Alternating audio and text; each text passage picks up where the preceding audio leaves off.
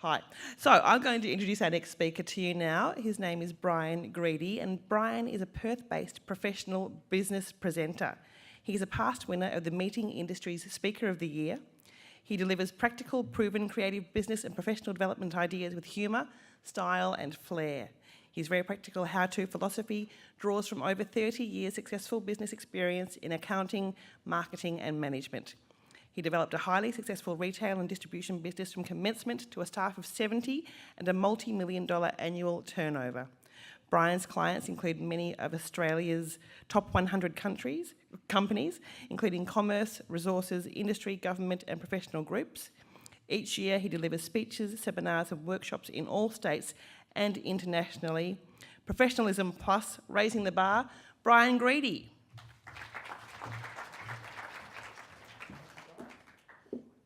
Thank you.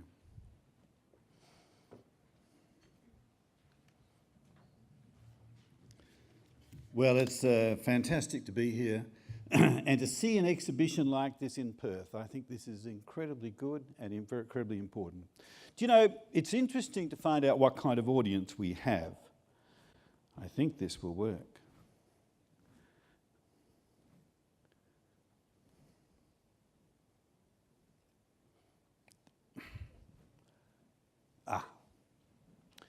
Thank you for that. Now, I'm told that audiences are always a bit interesting, so this is the time to make a decision. You have to make a decision as to which one of those shapes you prefer. That's it, you've had enough time. Who are the people that have picked the rectangle? 2. Who are the people that have picked the triangle? 2. Who are the people that have picked the Z? Yeah. Who are the circles? Forests. Okay, I should tell you about this. We've got a very disappointing audience here because the people who pick the rectangle are the intelligent, strong decision makers. We've got 2. We've got 2. Who are the people that have picked the triangle? Just to show the show. Yeah, these are good people. Lateral thinkers, can look at every side of the argument, good empathy skills, very good in marketing. They'll do well. Who are the Zs? Now, the Zs are the creative amongst you. These people today would rather be home throwing a bit of clay onto a wheel. These people are responsible for most of the graffiti within this hotel. And who are the circles? Can everyone just have a look around and find a circle and have a look at them? Because they are different. The circles are completely different.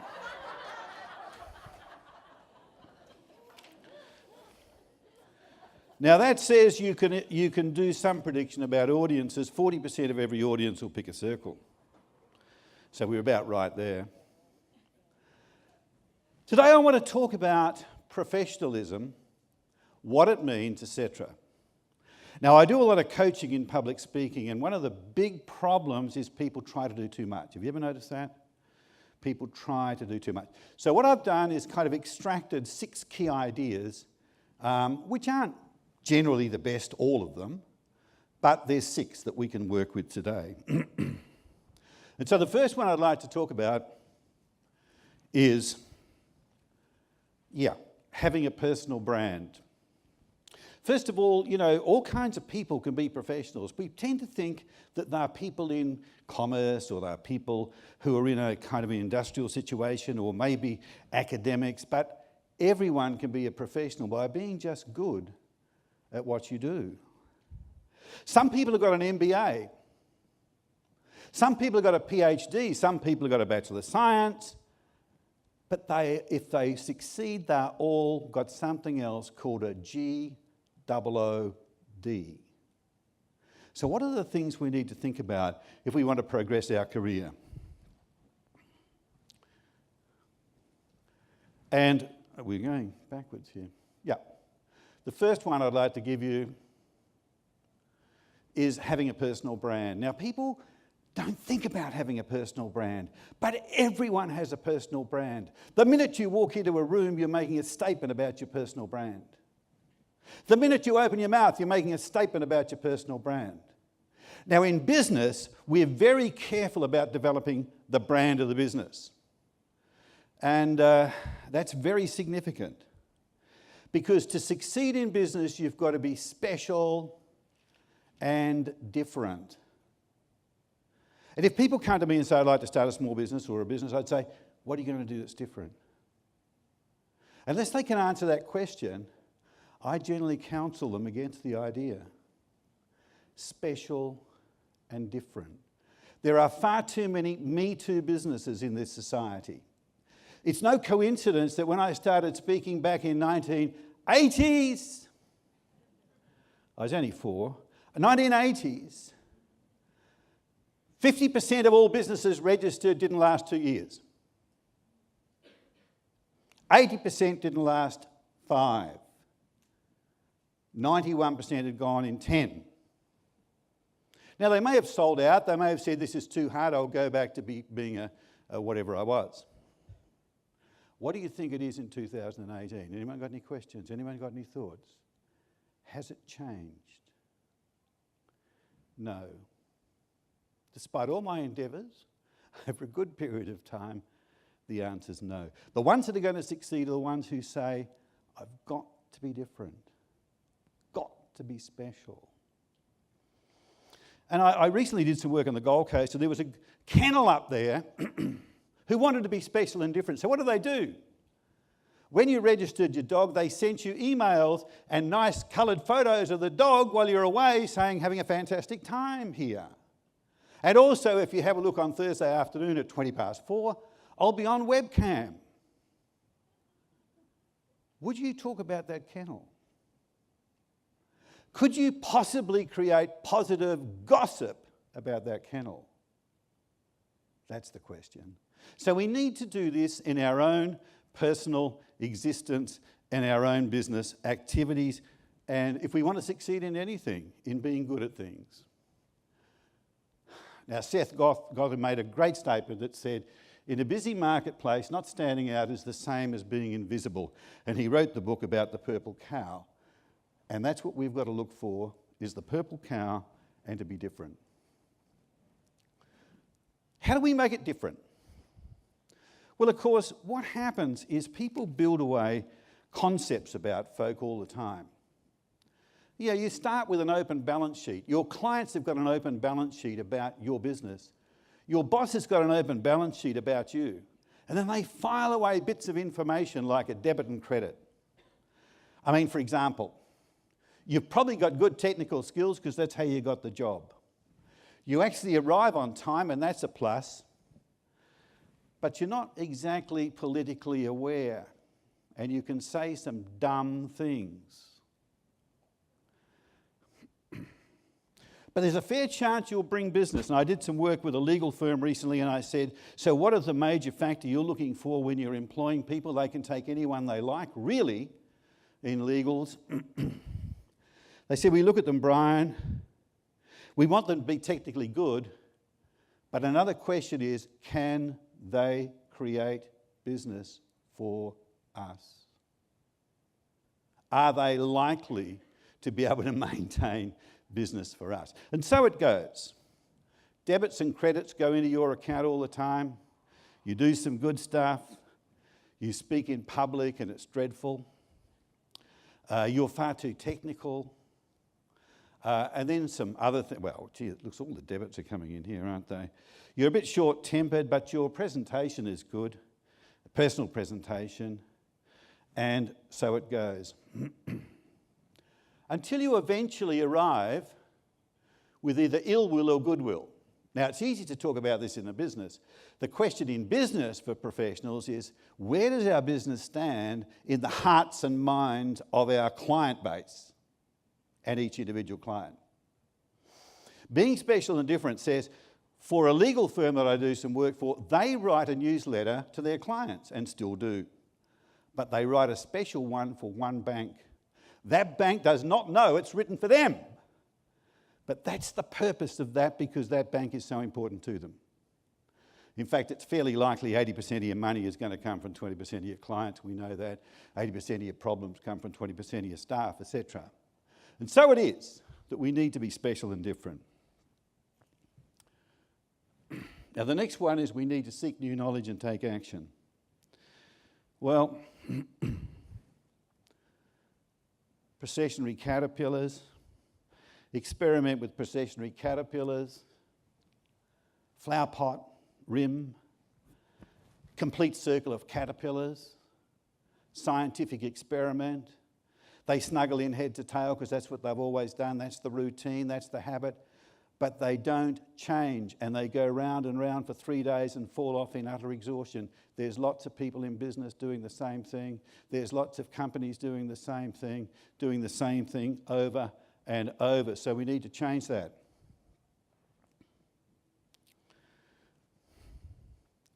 Look, it's a fair chance you get your job through technical skills. And I do a lot of work in, I guess, in resource industry, where I work with engineers and they give them to me to kind of get them up to standard in terms of presentation, in terms of management, and in terms of managing crews. And sometimes these crews are older guys and girls. And being technically brilliant is not enough. You've got to reach them. You've got to be able to bring them on board. You've got to be part of the team. So we need other skills. We need conceptual skills, which is the big picture. If I make this decision, what are the implications down here? And we all know that when we're involved with safety. We know that the problem you walk past is the new standard you set in a business for safety. But we also need influence skills. The only certainty everyone has as they develop in business is they need to influence more people. Promise. And you know, the one company I work for, the CEO is an engineer. And I often ask the engineers, how much engineering do you think they do on a daily basis now they're the CEO? And how much people engineering have they got to do to keep the business running? And we need commitment. Now, time's short, so I need to move on. There's a commitment to excellence in there, and there's a little kind of story there by W.H. Murray, which you can read when you've got a chance. It says basically this: until you're committed, there's always uncertainty, there's chance to fall back. But once you make a commitment and you say, that's what I'm going to do, all manner of things tend to come in your direction that you wouldn't have imagined in the past. And so commitment is essential. And I often say to people, why aren't you committed to the job here? And the guy says to me, I don't like this job. I say, why are you doing it? And they say, I've got to.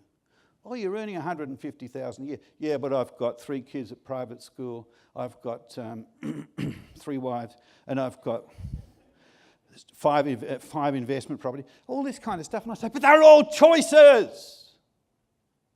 And the guy says, no, they're not. I've got to do it. I said, you don't have to do this. You could leave. You could take the kids out of private school. You could sell the investment properties.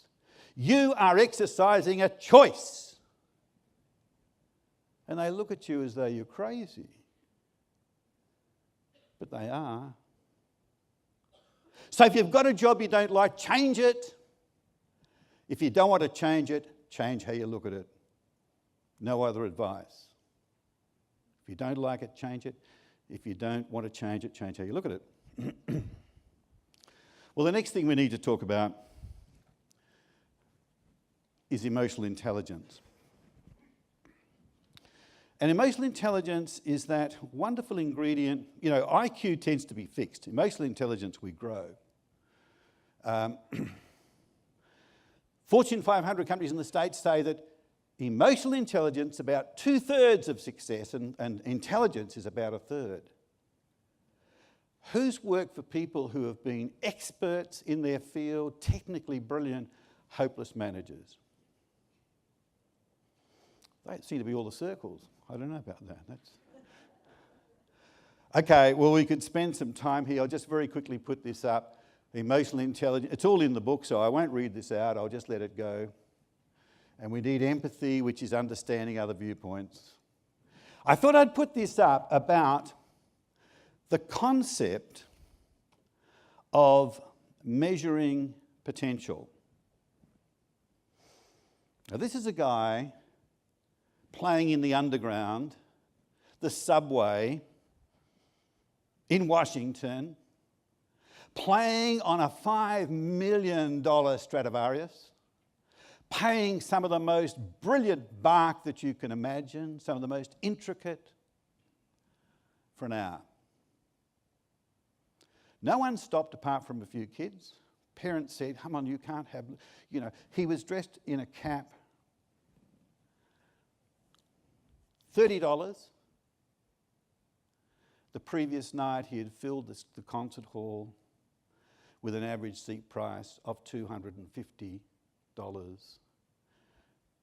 And his name, Joshua Bell. People's perception, when they see things out of context, often don't add up. So I want to make the point that I could always measure, when I had a big staff, I could always measure performance. I could never quite measure potential, given opportunities. So we move on. Yeah, if you make good choices, you end up with good consequences and better circumstances. Choices are what life's all about. The more you understand that life's about choices, the better off you'll be. Now, finally, I'd like to talk about building self-esteem. My time's just about gone. And some people. Now, there's some people have a view that say, I'm okay, you're not okay. Have you ever had them? You're very fortunate, really, to have me to speak to you this morning. I don't normally speak to people like this, but in this case, I'm prepared to make it. Have you ever met people like that?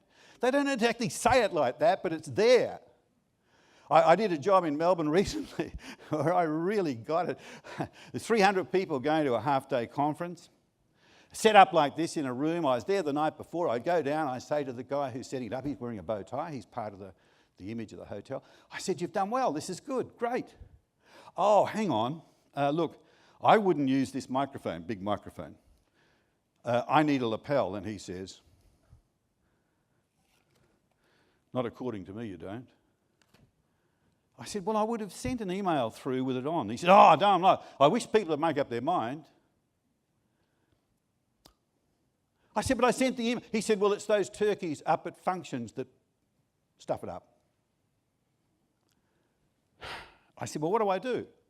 Can you get me a lapel mic? And he says, oh, yeah, I've got them over here. I can get you one. Why did the guy have to be right? Why couldn't he have gone, let's turn it back. I need a lapel mic. No problem, you've got a lapel mic. Why go through all that? Because some people with low self-worth have got to be right. They say, when I want your opinion, I'll ask for it, and when I want yours, I'll tell you what it is. Met those kind of folk? They say things like, without me, this whole place would stuff up. You should see the turkeys I have to work with. Better love me, because that's my style. Father knows best. Problems at work, who can I blame? First reaction. Then you get some other folk over here who are the opposite, and they're not okay, but you're okay. It's all right for you, isn't it? You've got it all. I'm never right. Parents can be like this. Father knows best, red, down here. You don't seem to come and visit us much anymore. And your mum and I are miserable most of the time, and we're now a lot older.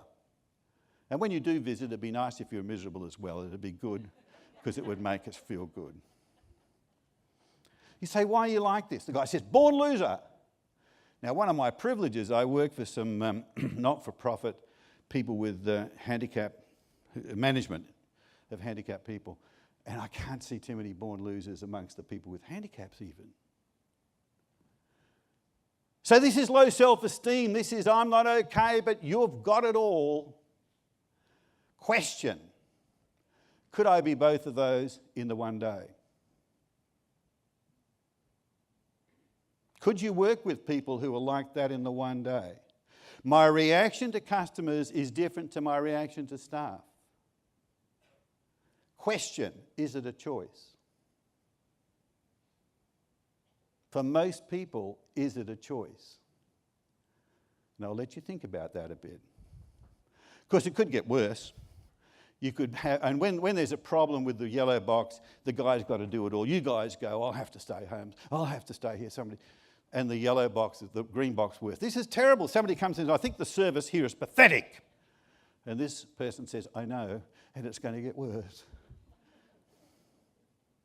And so it is. Families are like this. Kid plays football. The top dad says, you'll never be as good as your old man. I was in the team when I was 2. Yellow box, play football. All right for you, I didn't play football when I was a kid. The closest I got for football was kicking a sock full of cold spaghetti round on the back veranda, and that was only to soften it up for dinner. Green box. I'm playing the football team. Dad says, don't count on it being in there for long. I was in the team once, they dropped me and they'll drop you. I want to tell you, as a family, we're very mediocre and proud of it. And we've never been good at footy, look at your mum. And so it goes on. So I want to leave you with this. This is really kind of classical low self-worth, and I don't believe people can work outside of their self-worth. If they feel good, they do good. Maybe the biggest challenge in management is getting people to go home feeling at least as good as when they arrived. And if you can enhance their self-worth, that's even better. They're your primary clients. So how much time do you spend in the I'm okay, you're okay box? Talking to your kids, talking to the staff, talking to customers, managing issues. 80% of the time there, you're a professional. 80% of the time there, you'll be successful. Just thought I'd bring up these elephants. This is the last slide, I promise. When an elephant's very young, they put a chain around its leg and a stake in the ground. And it pulls and it pulls and it pulls. For 6 months it says, I don't want this. And then it gives up. 6 months is enough. It's conditioned. If it went for a year, it wouldn't hold. And circus trainers, if anyone can remember circus, would tell you that they've just got to put a bracelet around its leg, that's all, and that will hold them. It's tied to a sapling because they don't try and excel. So do it. Excel. Do the best you can be. Be a professional. Thank you.